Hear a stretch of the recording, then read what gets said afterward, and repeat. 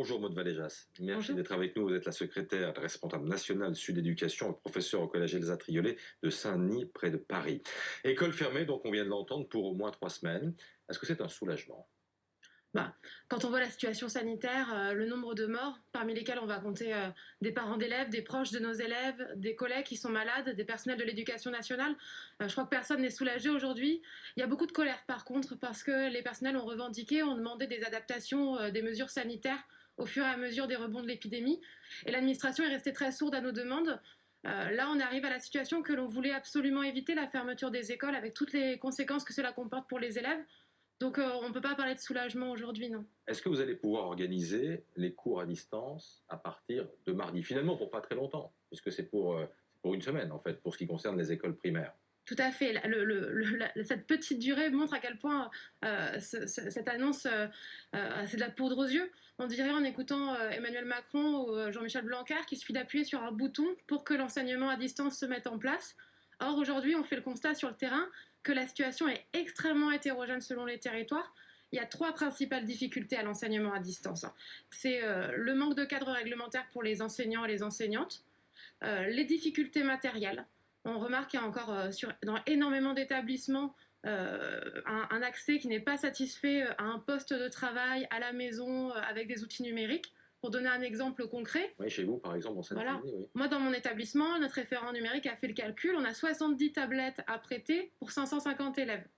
Et puis, il n'y a pas que la question d'avoir un outil numérique, c'est avoir accès aux espaces numériques de travail. Ce que nous disent les élèves, c'est on n'a pas nos codes, on ne sait pas. Voilà. Et puis l'enseignement à distance, on sait que pédagogiquement, en fait, même quand on a une tablette, même quand on a un ordinateur, pour des élèves qui sont en difficulté scolaire, c'est extrêmement difficile de travailler tout seul. Mais ça veut dire que depuis un an, parce que ces difficultés, elles étaient déjà présentes il y a un an au premier confinement, depuis un an, aucune leçon n'a été tirée.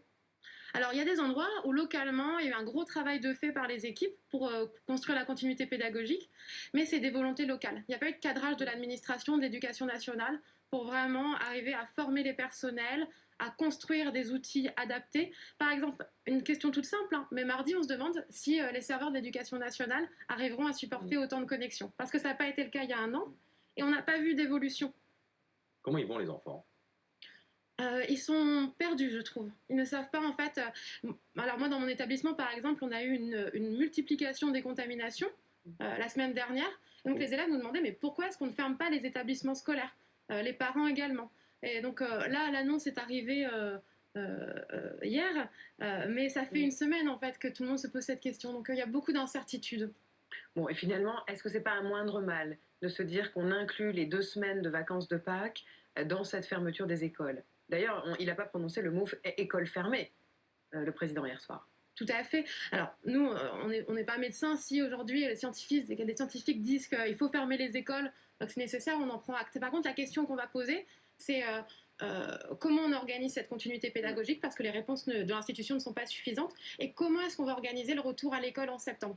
Et pour ça, on demande des créations de postes. Pour information, Jean-Michel Blanquer en supprime 1800 dans le second degré à la rentrée 2021, alors qu'il y a un manque flagrant de personnel dans l'éducation nationale. Donc là, notre question, c'est quid des tests massifs pour la rentrée, de la vaccination, des postes pour permettre de remplacer les enseignants et enseignantes malades, parce qu'il y a un vrai problème à ce sujet-là aujourd'hui dans l'école. Merci Maud Valéjas d'être Bon venue. courage.